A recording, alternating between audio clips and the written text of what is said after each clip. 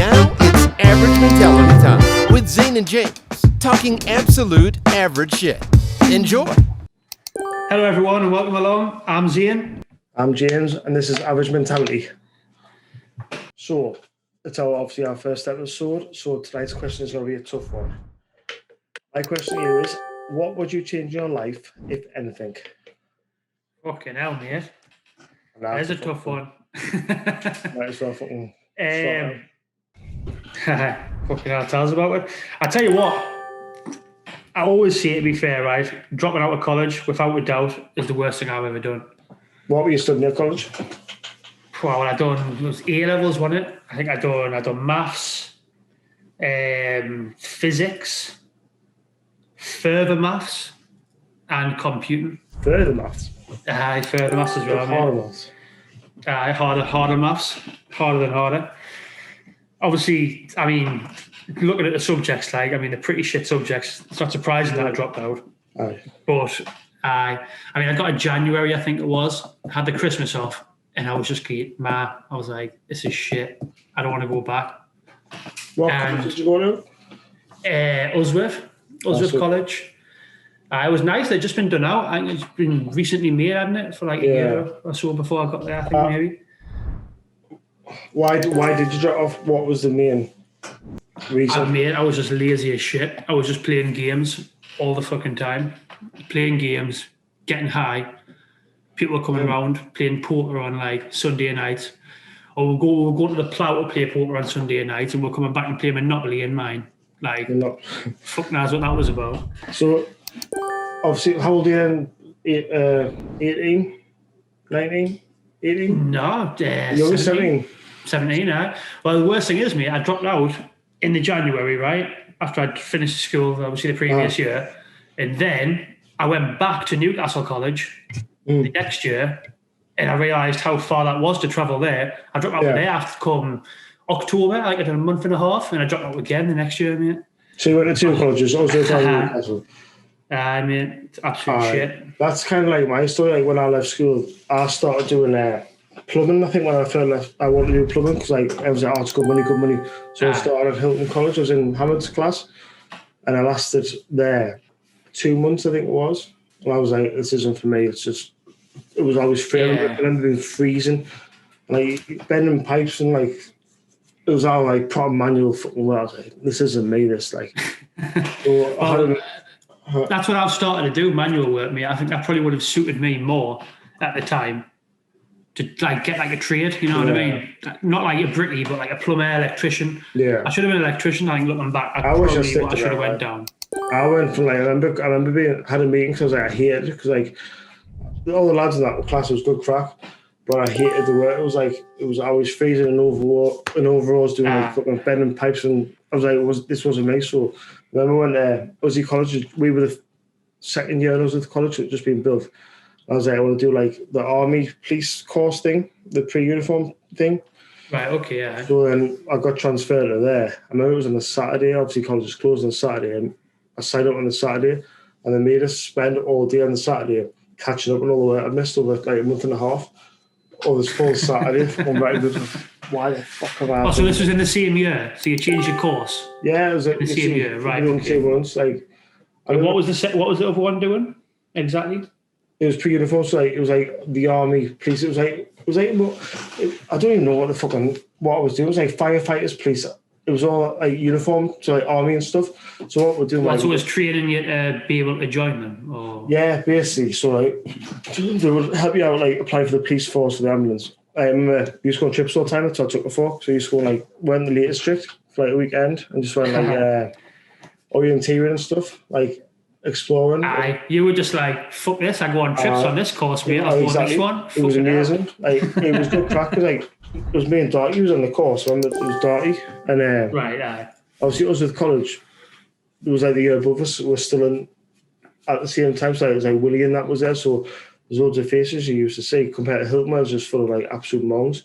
Like Hilton College was like, I think it was me and Hammered, and that's all I remember. Arya who went there. It was just full of fucking absolute scruffs. And these are all your mates from school, I'm guessing. Yeah, so everyone was like, there's some pretty good nicknames there. Like. Hammered went to Hilton, he carried on doing plumbing, and I was like, fuck this, I'm leaving, mate. And I went to Usworth, and the pre-informals class I went the latest trip up times. We were just taking trips all the time. Like, we used to go swimming at Usworth schools. At the time, it was still built, so you used to go swimming with our clothes on in Usworth swimming pool. Like, it was some kind of training thing. It was fucking mental. But I am married for that, like.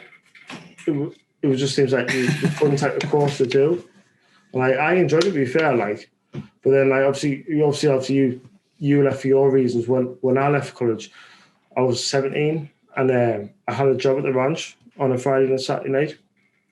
And right, so for people who don't know, the ranch is what? Washy's best ever nightclub ever. I don't quite remember it that way, like. So I was 17 and I got a job. Well, you remember Nick? Nick obviously started working there. And right, he was there for 1 or 2 weeks, and he obviously died. Yeah. So after a month, I think it was, because I was hanging with like Aunt Heather and Darty, which I did through school. Obviously, we were really close mates with Nick. And Darty worked at the ranch. He was getting, why don't you ask for Nick's job? I was like, I didn't have a job at the time. But actually, I worked at Metroland. I left Metroland. All right, so you took over Nick Walton's job at the ranch. All right, yeah. Okay, I never knew that. So Darty was like, it's only glass collecting, which it was glass collecting. Then there was how old were you then? 17. Were you allowed to do that then? I was 16. I was 16 when I first started. 16. I was glass collector. You can't. At a nightclub. Yeah, you glass collect. So I started at 16, and it went on through the term. Then they started, remember, like Powerhouse and stuff. Like, what, in Newcastle? Like, no, the rear of Powerhouse. Oh, right, okay, right, yeah. So, like, over Christmas, they had, like, Washy schools parties there. So, like, they used to have the class parties at the ranch, because it was next door, obviously.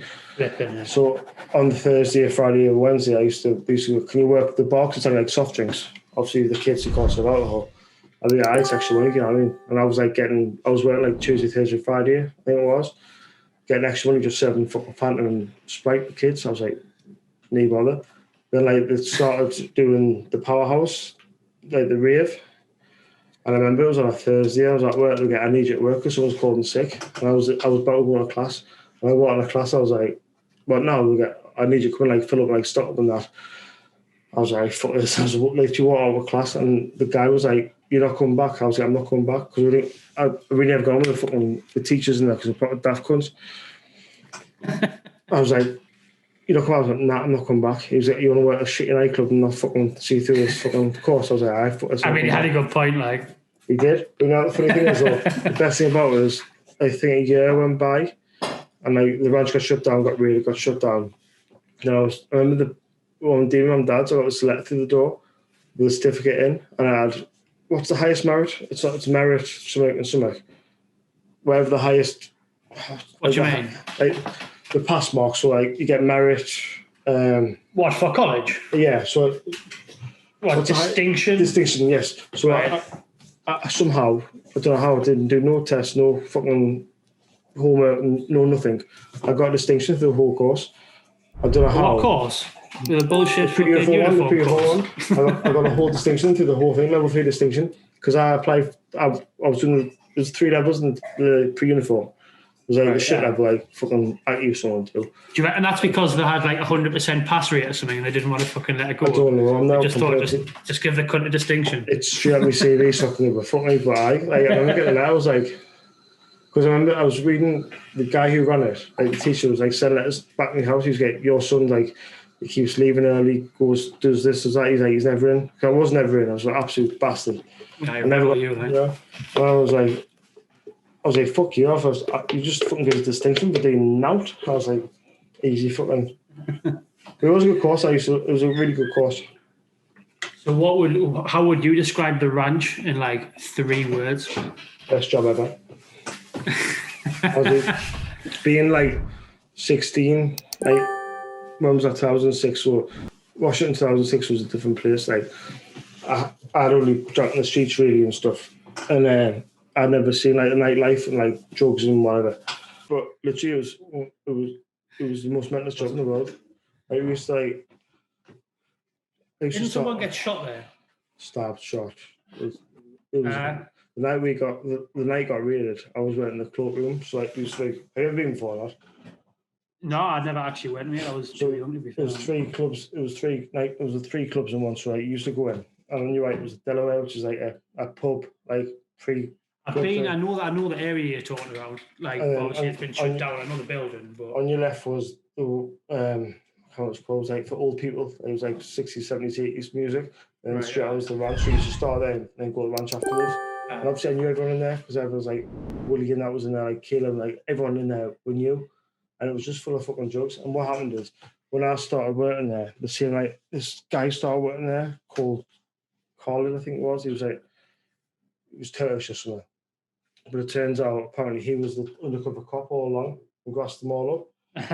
So the night I got raided, I was at the cloakroom was at the front desk, and like I was standing there talking to the manager, who was called Robbie at the time, and literally 40 coppers just fucking ran past. One grabbed him, put him against the wall, and literally the coppers kept running. Like literally, it was like never ending stopping. was this the night it was shut down? It got raided.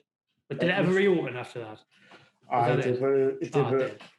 Remember, the next day we got called in, like because what happened is like it was full of drug pushers, like it was full of drug dealers. It was ridiculous. But they had like so much video evidence, so, like people like fucking pissing everywhere, like because they circle everyone in the dance floor, so no one can get out of the room. So they searched everyone. Right. So there was packets all over. There was fucking piss all over. It was disgusting. It stunk. And I had the video, but like what I heard is the guy who used to work with us, the barman, he was undercover copper. And he had a secret video thing all along, and he was like getting drugs off people, like grassing them up, obviously. So he was like, when the coppers come in, he was pointing out everyone, and we were like, no way. Fuck. I never knew there was anyone undercover, right? I never knew about that. That's probably. I just knew all I've ever heard about the ranch is just shit things. Like, I'm going to be honest. Honestly, it was one of them places, like, it was a shit place. It was disgusting. And you fucking raving away. It was actually, like, back in the day, it was mint, like, because all the fucking people, like, who I knew there, like, Darky and stuff was there, like, all my mates and that were there. Well, I know. 60 quid a week, leaving college. By the sounds of it, mate. Well, my first job was Metalland, but this is. I left Metalland for this, but like, for giving up college for the ranch, it was a bit ridiculous. Now I look back and like. But my first job was working on the phone, selling windows and doors, mate. Aye. Fucking absolutely shit, mate. It was a proper rip-off company as well. It was really bad. Was it? They used to go in there. They used to be like hard salesmen.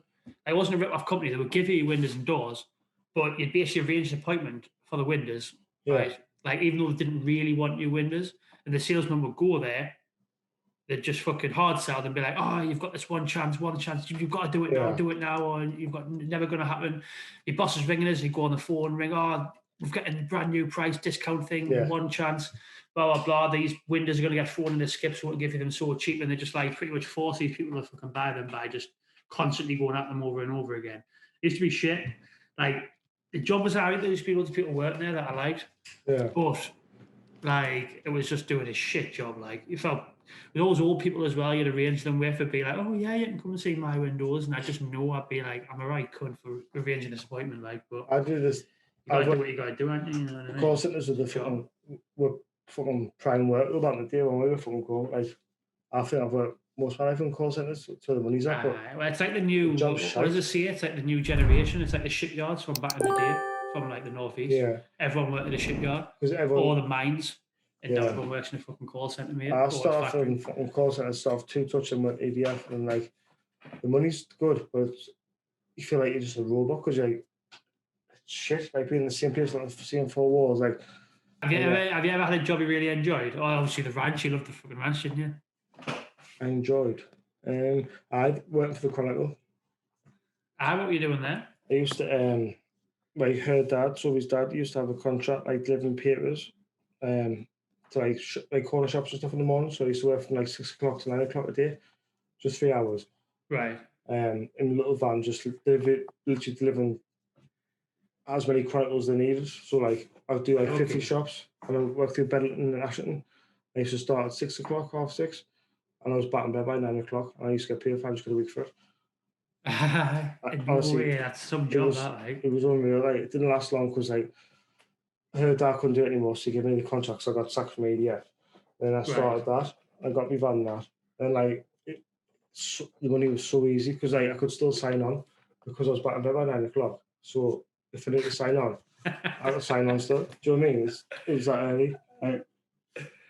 The odd time I would finish it like a bit later because see the delivery van they got the papers from because it's ridiculous. The Chronicle they used to obviously get made in Newcastle because it's Newcastle Chronicle.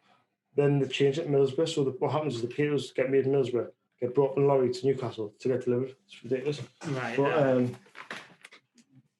location, probably cheaper rent and that stuff like that. Probably, you know what I mean. I used to love it. Worth it in the long run. I used to absolutely love it because I remember I went with Fitchy.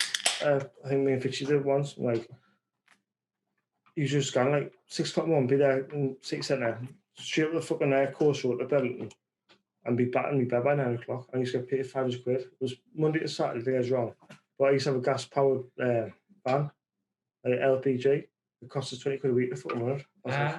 That's alright, like. But then they sold the contract to another company, so we lost all our contracts. So it was a shame. No way. That was good crap. I mean, have I ever had a job that I've really enjoyed? I mean, every job I get, I enjoy it for the first few months whilst I'm learning it. And then it's the same with everything, mate. You just get bored of it, don't you? Like, the one I'm in now, like, I mean, I'm pretty careful what I should say because there's pretty good people that might end up listening to the podcast. But, like, it's just so repetitive, mate. Standing at the bending machine. Like, my job. I just literally bend door frames and shit, mate, like on a fucking machine. I just type in the fucking dimensions, work it out. Like, it's all right, don't get us wrong. It takes quite a bit of fucking maths side of it and knowledge to learn the machine, to be fair. It's not as basic as some of the machines I've learned in the past.